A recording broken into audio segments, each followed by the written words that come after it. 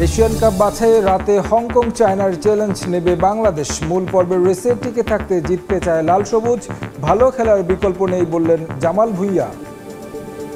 We have to play 95 minutes good, not only for 20 minutes or 30 minutes. We have to play the full match good.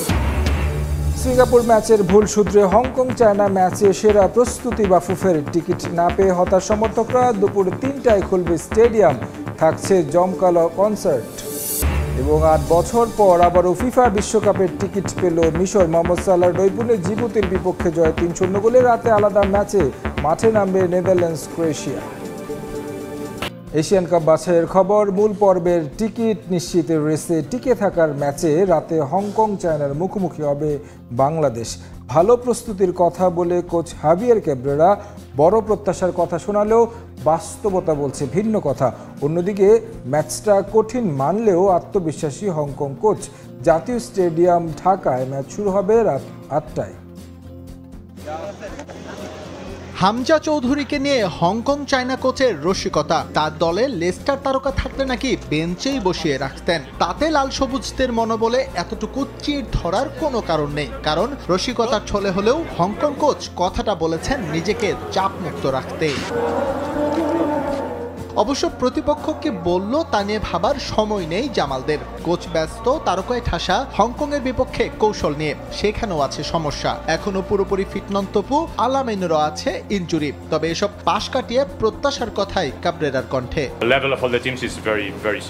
আমাদের ভালো প্রস্তুতি হয়েছে। Hong Kong China দল নিয়ে আমি চিন্তিত নই। র্যাঙ্কিং এ এগিয়ে থাকলেও দুটো দল কাছাকাছি শক্তির। এটা আমাদের জন্য খুবই গুরুত্বপূর্ণ ম্যাচ।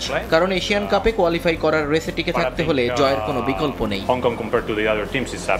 ঢাকায় পা রেখে মাত্র একটি প্র্যাকটিস সেশন পেয়েছেন সমিত সোম। সঙ্গে আছে ভ্রমণ ক্লান্তি। 3 সেশনে হামজা দলের সঙ্গে মানিয়ে নিয়েছেন বেশ। লেফট ব্যাক পজিশনে জায়ান খেলছেন তা প্রায় নিশ্চিত। যদিও অধিনায়ক জামালের শুরুর একাদশে থাকা নিয়ে আছে সংশয়। We have to play 95 minutes good, not only for 20 minutes or 30 minutes. We have to play the full match good. We have discussed their weaknesses, but for me, tomorrow Jeddah Kilbe, they have to show character, they have to show personality, and they have to show courage. Brazil, France, Cameroon, Japan সহ ইউক্রেনের ফুটবলারদের নিয়ে গড়া দলটা যে Hong Kong China নামে খেলছে এটাই বিস্ময়। সে যাই হোক, ভিন্ন জাতিসত্তার হলেও তাদের এক সুতোয় বেঁধেছেন কোচ। এটাই ওদের বড় শক্তি।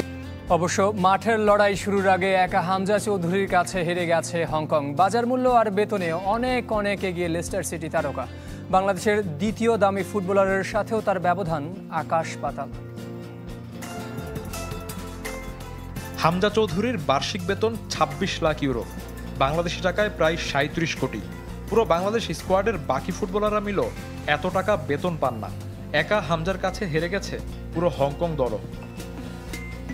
হামজার বেতনের দ্বিগুণ তার বাজার মূল্য, 5 মিলিয়ন ইউরো, টাকায় 70 কোটিরও বেশি। সেখানে হংকংয়ের পুরো স্কোয়াডের মার্কেট ভ্যালু 4.5 মিলিয়ন ইউরোর কম। দলটির দামি ফুটবলার শিনচি চান। চাইনিজ ক্লাব সাংহাই শেনহুয়াতে খেলা লেফট ব্যাকের বাজার দর মিলিয়ন ইউরোর চেয়েও কম, মাত্র 7,50,000। হামজার 5 মিলিয়নের সাথে বাংলাদেশ স্কোয়াডের বাকি 27 ফুটবলারের মূল্য যোগ করলে তা গিয়ে দাঁড়ায় প্রায় 9 মিলিয়ন ইউরো বা 126 কোটি। এই তালিকায় পরের নামগুলো রাকিব হোসেন, মোহাম্মদ হৃদয়। এক জায়গায় দুদেশের জাতীয় দলের ফুটবলারদের দারুণ মিল, প্রবাসী ফুটবলারের ছড়াছড়ি। বাংলাদেশ দলে প্রবাসী বা বংশোদ্ভূত ফুটবলার 7, ভিনদেশি লিগে খেলেন 3 জন। লেস্টারে হামজা, ফাহমিদুল খেলেন ইতালিয়ান চতুর্থ সারির লিগে, আর কানাডিয়ান লিগে সমিত সোম। হংকং দলে প্রবাসী 13, এর মধ্যে 5 ফুটবলারের বেড়ে ওঠা ব্রাজিলে। স্পেন, ফ্রান্স, ইউক্রেন, স্কটল্যান্ড, জাপানের ফুটবলাররাও আছেন দলটিতে। জন্ম বেড়ে ওঠা বিদেশে হলেও বেশিরভাগ ফুটবলার খেলছেন নিজ দেশের লিগে। চাইনিজ লিগে আছেন কয়েকজন। এদেশের ফুটবলের সাথে হংকংয়ের পরিচিতি সেই 70-এর দশকে। বাংলাদেশের প্রথম পেশাদার ফুটবলার কাজী সালাউদ্দিন খেলেছিলেন হংকং লিগের ক্যারোলিন হিল ক্লাবে। হংকং চায়না ম্যাচ সামনে রেখে সব ধরনের প্রস্তুতি সম্পন্ন করেছে বাফুফের কম্পিটিশন কমিটি। সিঙ্গাপুর ম্যাচ আয়োজনে যে ভুলগুলো হয়েছে তার পুনরাবৃত্তি এই ম্যাচে চায়না ফেডারেশন। ম্যাচ ভেন্যু পরিদর্শন করে সন্তোষ প্রকাশ করেছেন এএফসির ম্যাচ অফিসিয়ালরা। বাংলাদেশ সিঙ্গাপুর ম্যাচ নিয়ে দর্শক আগ্রহ ছিল তুঙ্গে। বিগ ম্যাচে বাফুফের ভুল ত্রুটিও ছিল চোখে পড়ার মতো। সেখান থেকে শিক্ষা নিয়েছে কম্পিটিশনস কমিটি। হংকং চায়না ম্যাচে সেই ভুলের পুনরাবৃত্তি করতে চায় না ফেডারেশন। বৃষ্টি কিছুটা বাধার সৃষ্টি করলেও শেষ মুহূর্তে সব প্রস্তুতি সফলভাবে সম্পূর্ণ করেছে বাফুফে। ম্যাচের দিন বিকাল ৩টা থেকে সন্ধ্যা ৭টা পর্যন্ত দর্শকরা প্রবেশ করতে পারবেন স্টেডিয়ামে। এরপরই বন্ধ হয়ে যাবে গেট। মাঝের এই সময়টাতে দর্শকদের বিনোদন দিতে আয়োজন করা হয়েছে কনসার্ট, আছে সাংস্কৃতিক অনুষ্ঠান, যার জন্য স্টেডিয়ামে রিহার্সাল করেছেন শিল্পীরাও। এদিকে ভেন্যু পরিদর্শন করেছেন এএফসির ম্যাচ অফিসিয়ালরা। গ্যালারি, মাঠ, প্রেস বক্স ও ড্রেসিং রুম পরিদর্শন করে দিয়েছেন গ্রিন সিগন্যাল। পুরো স্টেডিয়াম আমাদের আওতায়। আমাদের কিন্তু ম্যাচ কমিশনে চলে এসেছেন, উনি কিন্তু অলরেডি ইন্সপেকশন করেছেন। ওনার সাথে আমার একটা মিটিং হয়ে গেছে। উনি আমাকে 2-3টা পয়েন্ট বলেছে যে এই জিনিসগুলো রেকটিফাই করতে হবে, ওটা নিয়ে আমরা কাজ করছি এখন। আর এখন কিন্তু আমরা এএফসি আওতায় চলে গেছি। পুরো স্টেডিয়াম কিন্তু এএফসির দায়িত্ব আন্ডারে চলে যায়। এএফসি যেভাবে আমাদেরকে ডিকটেশন দিবে বা ম্যান্ডেট দিবে, আমরা ওভাবে কাজ করব। সমর্থকরা যাতে নির্বিঘ্নে খেলা দেখতে পারেন সেজন্য সব ধরনের ব্যবস্থা নিয়েছে ফেডারেশন। গ্যালারিতে দর্শকরা বিনামূল্যে পাবেন পানি। নিরাপত্তার বিষয়েও সর্বোচ্চ গুরুত্ব দিচ্ছে বাফুফে। স্টেডিয়ামে সার্বক্ষণিক থাকবে ডগ স্কোয়াড ও এলিট ফোর্স। স্টেডিয়াম এলাকায় দর্শক সামলাতে ফেডারেশনকে সহযোগিতা করবে সেনাবাহিনী। যদুবানির সাথে যা যাচ্ছে আমরা ওনারা ওই প্রিপারেশন নিচ্ছে।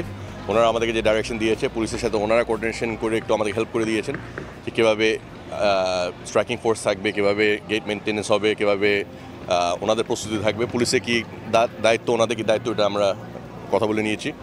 বাংলাদেশ আফগানিস্তানের ওয়ানডে সিরিজের খবর। টস জিতে ব্যাটিং নিলেও আবুধাবির উইকেট ব্যাটারদের জন্য কঠিন ছিল বলে মনে করেন তাওহিদ হৃদয়। আর এ কারণেই বোর্ডে আরও কিছু রান থাকলে ফাইট করা যেত বলেও মন্তব্য করেন তিনি।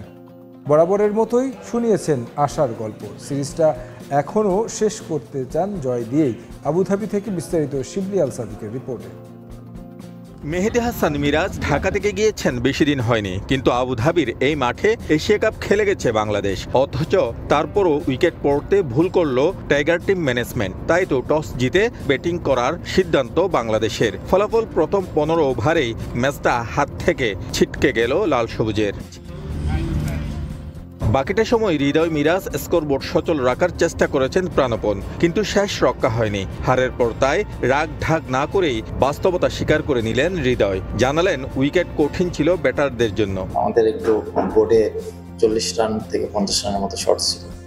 যদি এই জায়গাটা আমরা করতে পারতাম তাহলে খেলার সিনারিটা আলাদা। এত ইজি উইকেট ছিল না, উইকেটে হেল্প ছিল বোলারদের জন্য। বোলাররা যথেষ্ট ভালো বল করেছে। আমি মনে করি ব্যাটিং পয়েন্ট অফ ভিউ থেকে আমরা রানস শর্ট করছি। এই সিরিজে প্রতিপক্ষকে হোয়াইট ওয়াশ করতে পারলে সুযোগ ছিল 2027 ওয়ানডে বিশ্বকাপের বাছাই পর্ব এড়ানোর, কিন্তু সেই আশায় এখন ঘুরে বালি। যদিও এত দূরের পথ নিয়ে চিন্তা করতে রাজি নন হৃদয়, আগাতে চান ধীরে সুস্থে। এখনও আশাবাদী সিরিজ জয়ে।